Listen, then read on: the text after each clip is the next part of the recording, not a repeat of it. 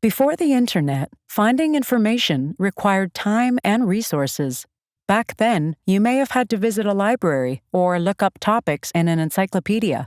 But today, information is accessible from any device that can use a search engine.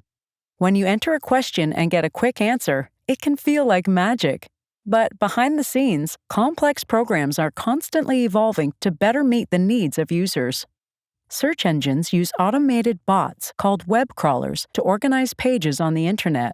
The web crawlers collect important information about the content of websites, like text, graphics, and links on the page.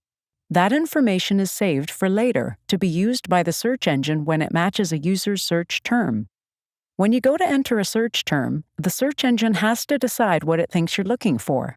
It checks for your terms in its database of indexed sites, and it considers things like whether your search terms are in the title of the page, or if all the words from your search are in the same order you typed them in. The search engine also does what it can to consider the context of the words you searched for.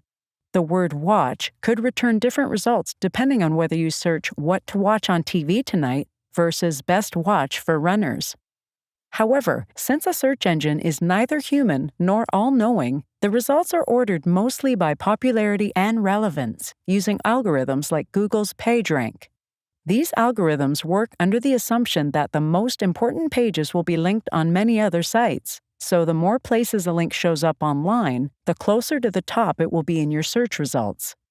Since search engines rely heavily on what's popular among users, they can reflect human characteristics like biases, opinions, and word associations. Although some of this is out of our control, it's important that we learn to frame our questions thoughtfully and neutrally.